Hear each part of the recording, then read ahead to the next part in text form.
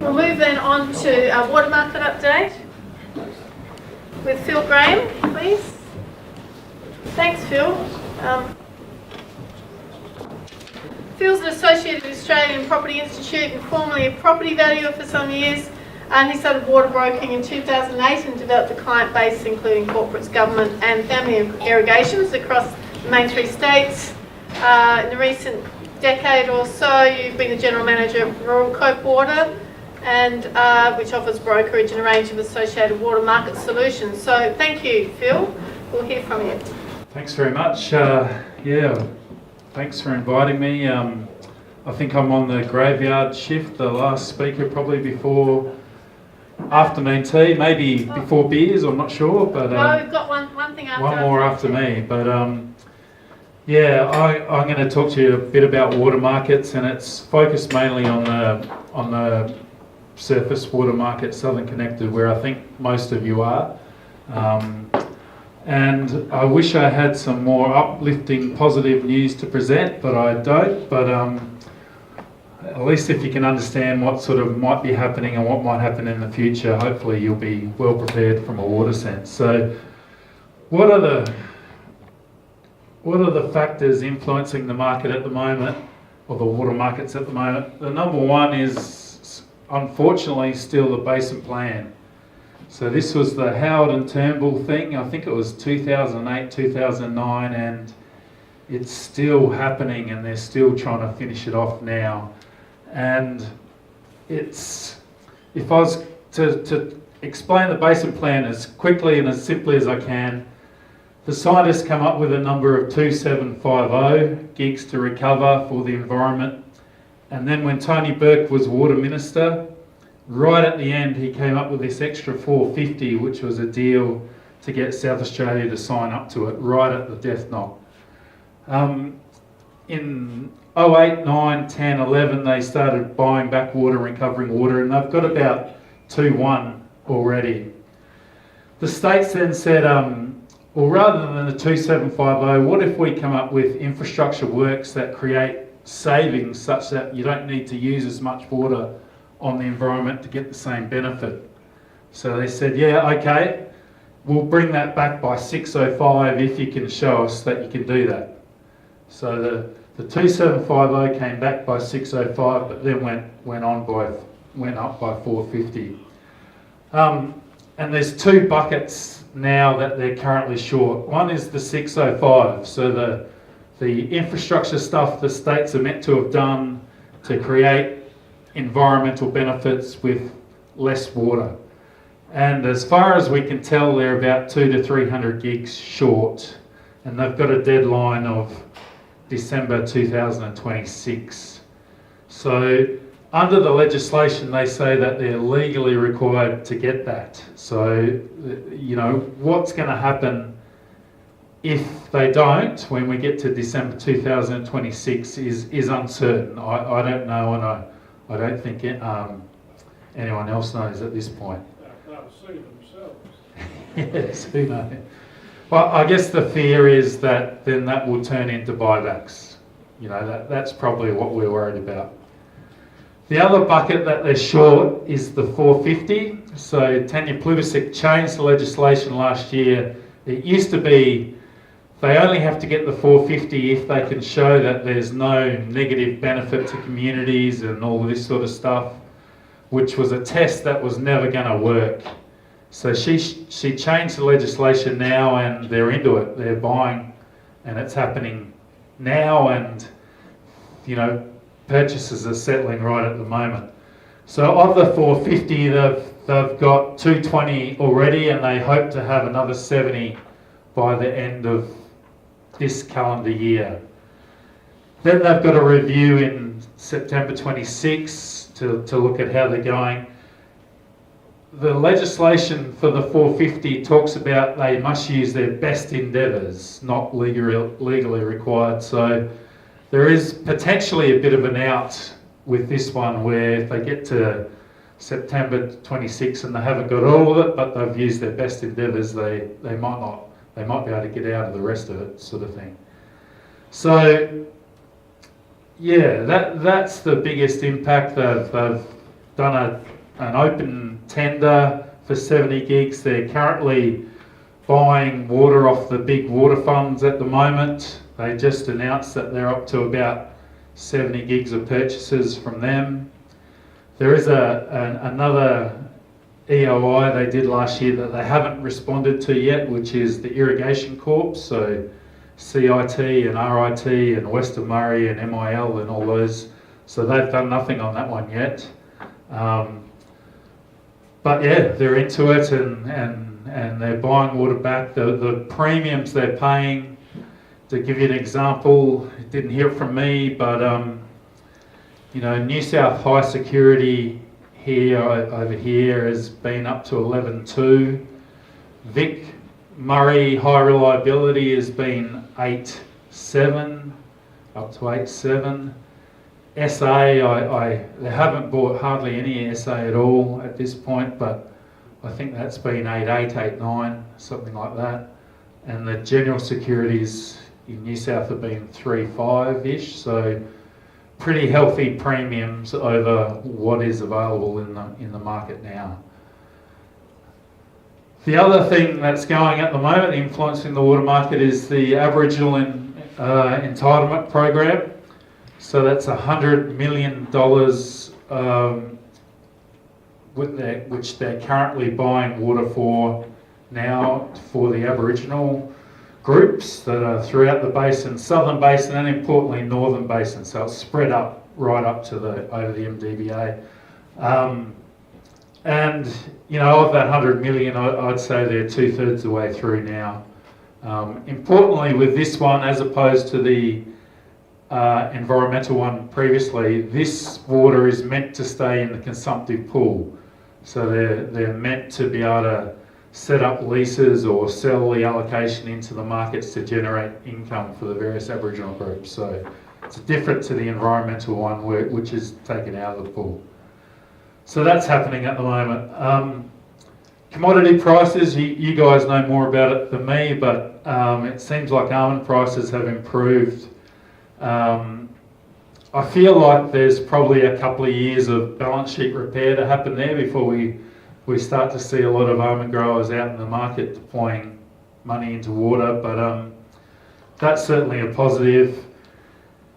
The other big one is cotton, and prices are average, neutral, not super good, and currently with the allocations over in the Murrumbidgee only on 35, they're estimating this year that it's going to be about a 30% crop of last year, so a fair bit down on last year for cotton.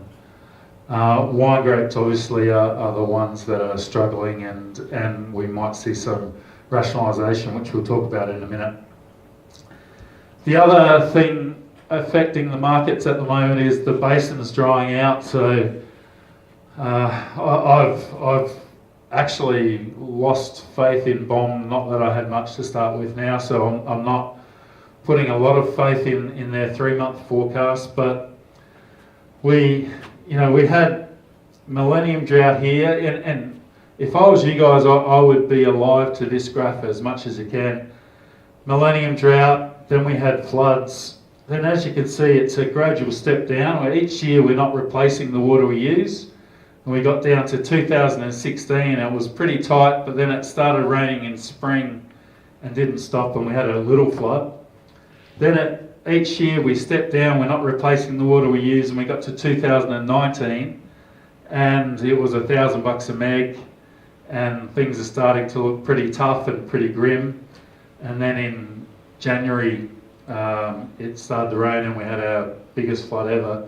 We've had 4 pretty wet years after that, but now, as you can see, the drawdown last year was immense, and we've had only a little bit of recharge, but that has started to taper off and head south again now. So, you know, when we get down to these levels here, that's when we've got to be pretty careful about water, and that's when the market sort of starts to get nervous and panicky and jittery, and prices get, you know, out of control, that sort of stuff. So, Is that number about 30% there? Is that, am I reading that right?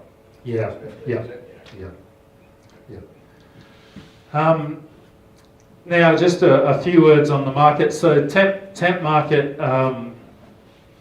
You know, if you have wet years, lots of allocations, the price is low, which we've had the last 4 years. But as it started to dry out, it's gone up again, and we're sort of 300, 320 in the Murray around here at the moment.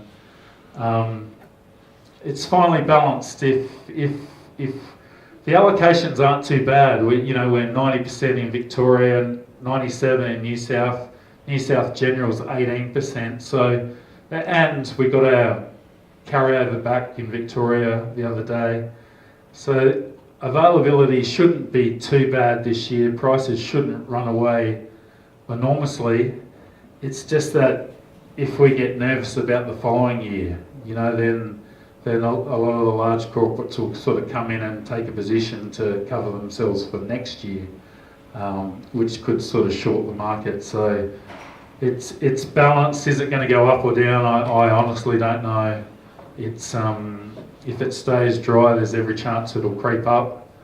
But if we get rain, it'll sort of taper off a bit, or stay in that 250 to 350 sort of range.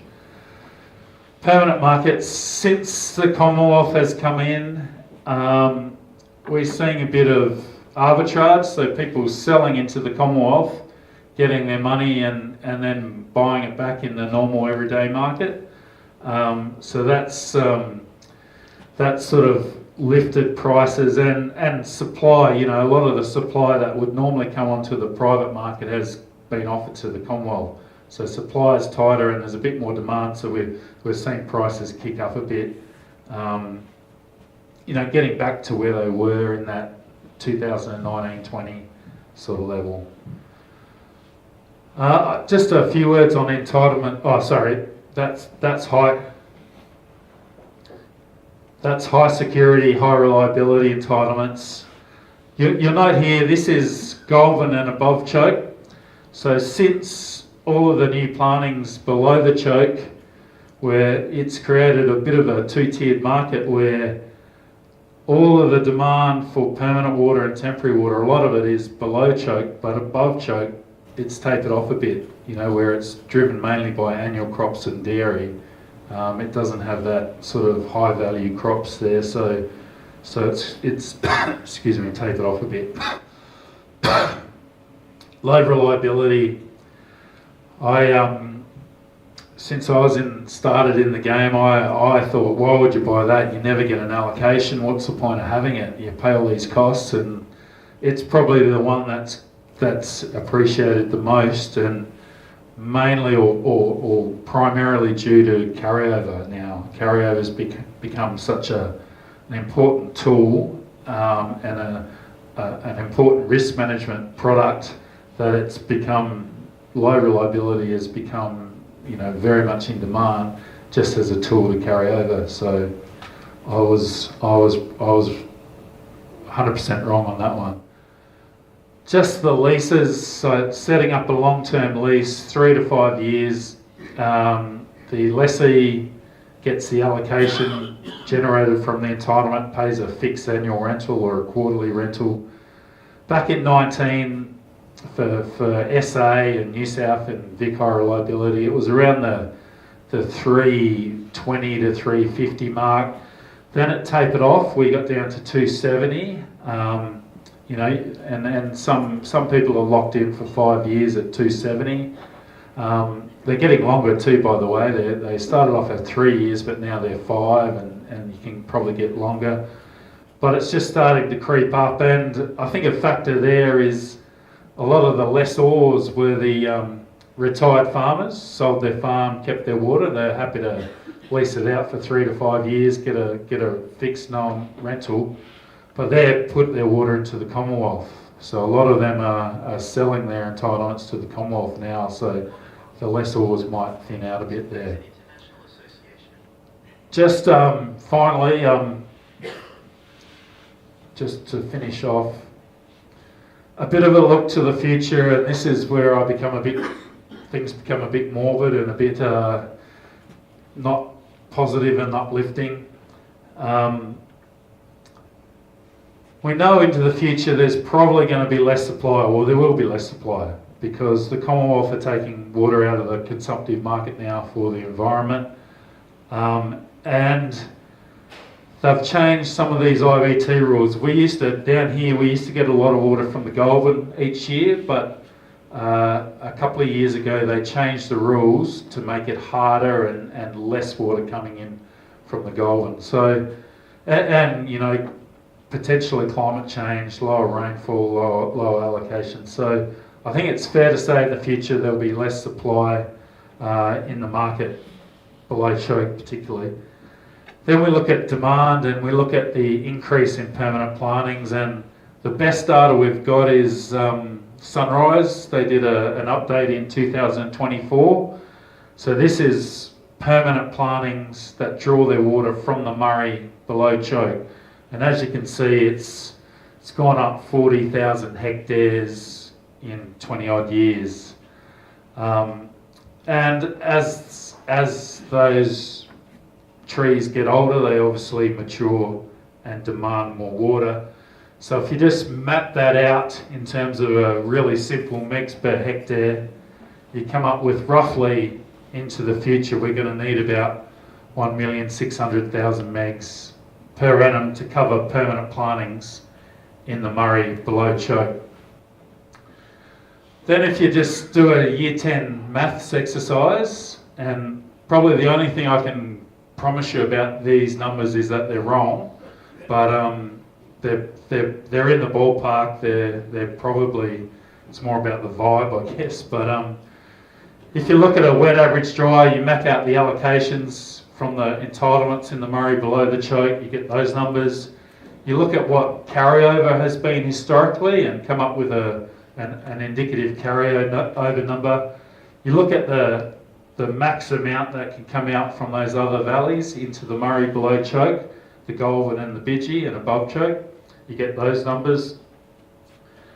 Then you take out what isn't available for permanent plantings. You know, the entitlements and allocations that are owned by environmental, for environmental uses rather than consumptive uses. So you take that out, you get those numbers, which is total supply.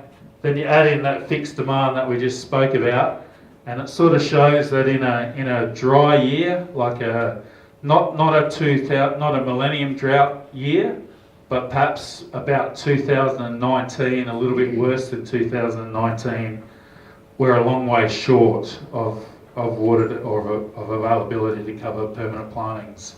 And even in an average year in the future, when those trees get bigger and mature, if nothing changes, it's going to be pretty tight. So it's something I think, you know, as I said, not uplifting, but it's something that if you're aware you can plan for and you know, think about some of those longer term products like forwards and leases, particularly if you can see we're going into a drier time to cover your risk. There are solutions. You know, we could try and convince the Commonwealth to sell some allocations back into the market in dry times. The problems we run into there is that you know, there could be more votes in the green sector than in the farming sector, so that seems like a hard win. This is probably our best chance, lobbying the basin states to create some common sense rules around inter-valley trade. So if we're in a drastic situation here below choke, there's not enough water to go around to cover permanent plantings. It doesn't make any sense to me that they're irrigating grass for dairies in the Goulburn sort of thing. So that's one, you know, I'm working on, and I'm trying to come up with potential solutions there, and I think we'll see an opportunity to redevelop, and probably, you know, the wine grape sector will be the ones there that feel the brunt the most. So there are, you know, markets tend to wash things out and work things out and balance and get back to equilibrium. So it's not all doom and gloom, but just be careful and be ready for the next drought is probably my takeaway line. So thank you, that's it. Why do they keep letting these big areas plant almonds there? Unfortunately, There's no water, but yeah, the greenfield development of permanent plantings has been a council land use decisions. It's got no mechanism tied back to water or available water. So it was a problem with the market setup and a problem with our systems, and Victoria, to their credit, has stopped it now. They're not allowing new pump stations and so on to go on the Victorian side, but then we've seen all this new development in New South, you know, around Tooleybuck and now into SA as well. So yeah, it's the water markets we've done well. You know, there's been a lot of positives, but that's one thing that we haven't done well. there's no water, but you can still buy it. That's what happens. The slide preceding this one, are the governments aware of those figures? Yes. Yeah, Ricardo, formerly AITHA, independent, they've been commissioned by the Victorian government to do this sort of work. So certainly Victoria is aware of it. And certainly MDBA is aware of it. Whether the new water minister is aware of it, or federal water minister, I'm not sure. They hide it, you know, until people like you, Martin, and the rest of the industry start to actually shove it out in the media. Governments and departments are hiding these sorts of things. There's no planning, Peter, that's the biggest problem. You know? There's no agricultural or horticultural plan for this country or this state, which takes all of these things into consideration. But there is a market for it. There's a market. If you can't buy water, you can't buy water.